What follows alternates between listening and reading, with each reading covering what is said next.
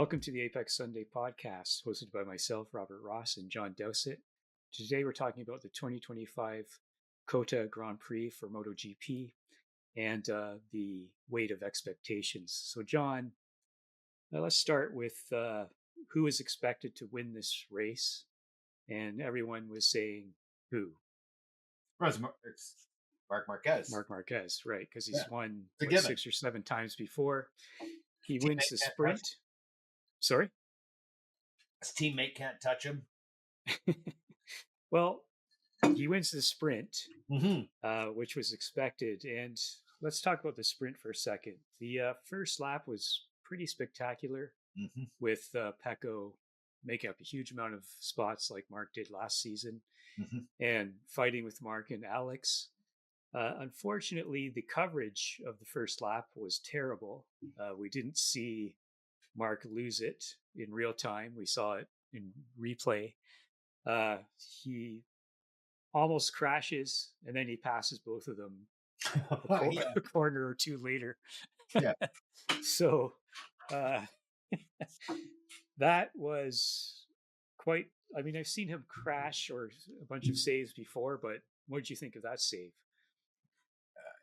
Like they said, like the commentator said, normally it takes a couple laps to get your wits about you again after something like that, because he was very close to being on the pavement, and it didn't slow him down at all. I thought it was a great recovery. Yeah, and to be able to save that slide, and I don't know, it was just very, very impressive. And then half off the bike. Yeah, and then right away passing them. Just incredible. Afterwards, though, the coverage of the racing in the sprint I thought was really good. We had Mir versus the KTMs until he crashed out. We had Qatar versus the VR46, and there were some good onboard shots. So overall, best sprint of the year so far. Absolutely. And Marc met expectations, and we'll talk about Alex Marquez, who would be on the lowered expectations of sides. No one really expected him to do so well. And again, he gets another second place. Or was it third? I can't remember. But a podium for sure. Yes. And we had that Marc-Alex Pecco battle. And Pecco seemed in the sprint to be more happy than he did in the previous races, saying that he sort of found the speed a few laps after the start. So really, really good sprint. Anything else about the sprint? Not really. Other than I was coming into the race, I was coming into Circuit of America's, a track that I really love, and thinking that this is going to be a boring season. And it wasn't. It was a great sprint. Yeah. Do you think COTA delivers pretty frequently, doesn't it? It does. It's such a great circuit. It's that first corner. I would love to be able to drive that track just for that first corner. I mean, unbelievable. And it also seems to, like, certain sections are good for some bikes and certain sections are good for some bikes, right?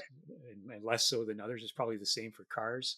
Yes. So I saw that during the sprint and the race, I felt that the bikes seemed to be moving around a lot more.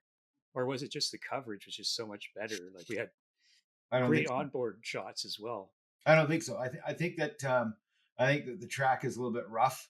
It's not built for bikes. It's built for cars. And so when it starts to deteriorate a little bit, which it clearly is doing, that's fine with cars. You can use it to help rotate the car in a corner.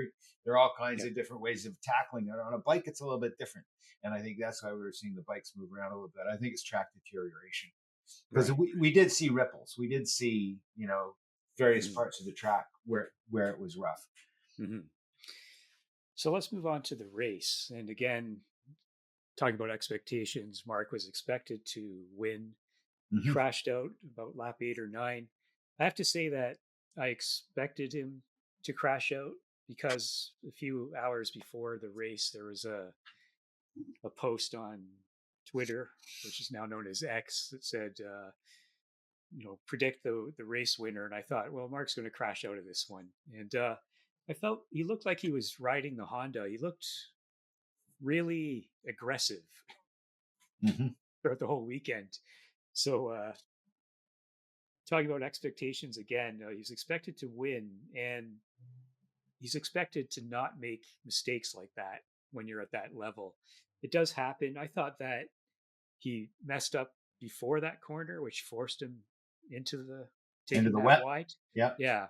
And Pecco said he thought that Marc was very aggressive over the corners. He didn't seem to mind too much that he crashed out. I know he's going to do well at other circuits and so forth. But in terms of what Ducati expects, what sponsors expect, and so forth, what do you think their reaction would be to Marc doing what he did? I don't think they care. I mean, he's going to win the championship. They feel that. They think that he's the best rider and he's got it down. And it's not necessarily true. We looked at that and thought, his teammate is nowhere to be seen in the first races until this weekend. And, this past race. And this past race came along. And not only does he have his brother that's nipping at his heels, now he has his teammate that's nipping at his heels. And I think it maybe got under his skin and he went, okay, I can't just cruise here. Because I think he was doing a little bit of cruising. He had it figured out and he could back it off 10% and cruise to victory. Well, I think coming into this race, he knew he couldn't do that. So he was probably giving it a little bit too much. Do you think he messed up the corner before? I think that whole sequence, maybe if you're just off a little bit on one corner, you can be off on the next. That's how it works. So, it's a very precise, you have to be very precise, especially in the wet or, on the wet parts. But to me, I've seen Marc do this before where he gets into this, he seems to be having a lot of fun, which is great. You need to have fun when you're racing. But at the same time, you're a professional. And he seems to have that unique mix of having all the expectations of the world on him, but still having a lot of fun. And, like his mentality must be the envy of every racer to have that kind of mentality and that kind of confidence. Well, I screwed up, but sorry to the team. And that's the end of it. It must be nice. Yeah. I think there's another issue at hand here, and we both know this is not a cheap sport. We both know that it's a very expensive sport, but it's not like car racing. No. So close. So doing that, what's the end goal here? The end goal is Ducati wants to get the crown at the end of the season. Yeah. And this stuff is going to happen. I mean, it happens to the best of them.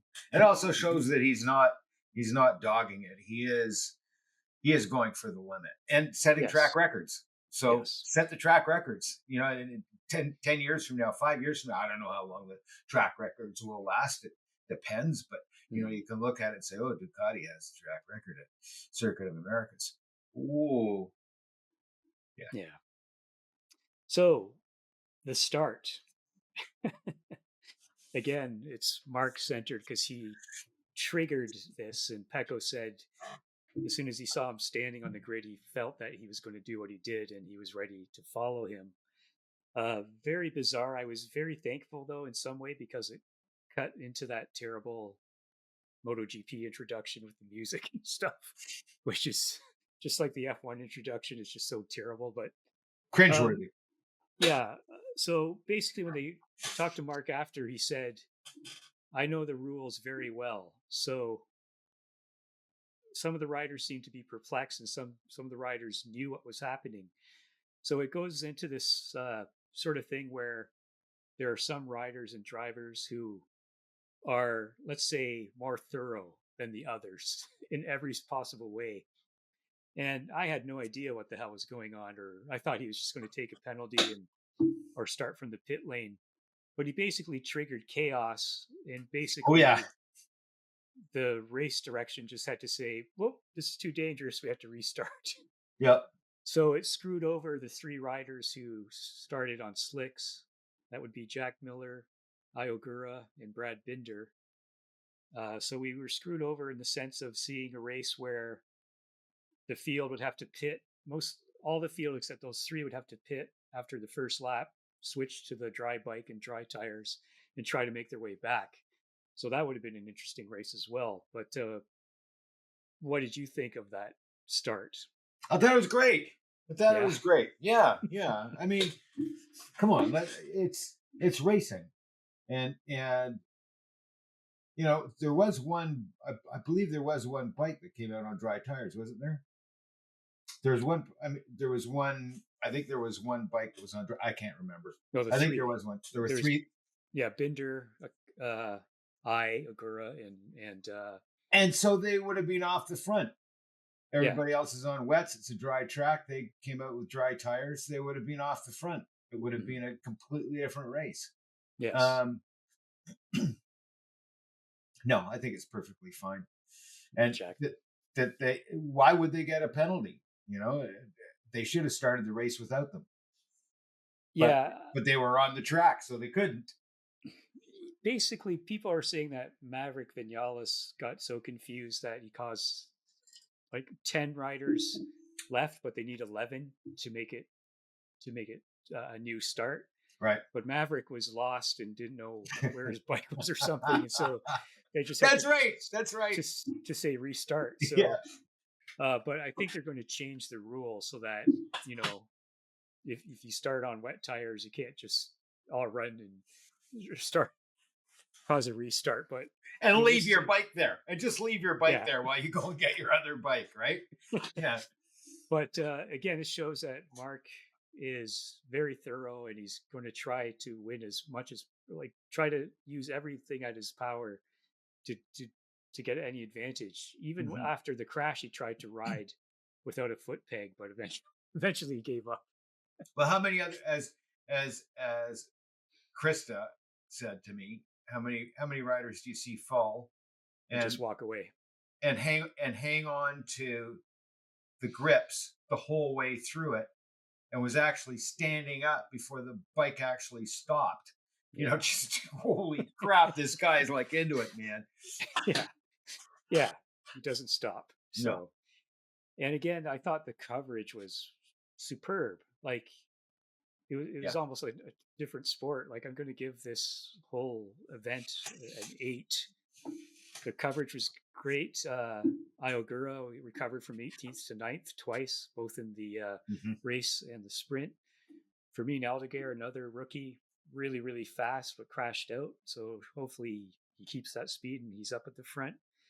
Jack Miller, the 5th on the Yamaha, spectacular. You want to talk about expectations? No one expected Jack to do well, and he's doing superb. He's the top Yamaha rider.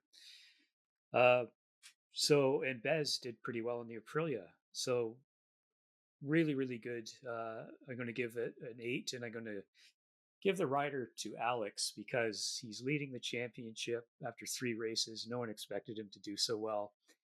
And now that, shifting expectations, he's got all the pressure. People expect him to do well now. And he said he wasn't too comfortable on that bike in COTA, but he still podiumed twice. So good for Alex. What about you? What's your rating in rider? I'd rate it a 9.3. And I'd like to say Ogura, but I'm going to have to say that it's Pecco. Oh, yeah.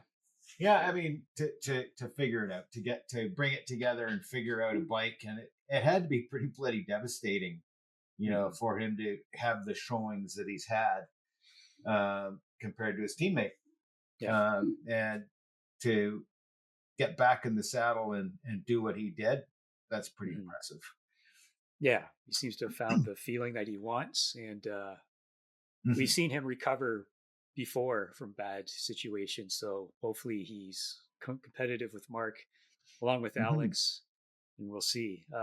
I'm going to give out a shout out to Frankie Carchedi, the engineer to Fabio Di Gianantonio. Sorry, not Fabio.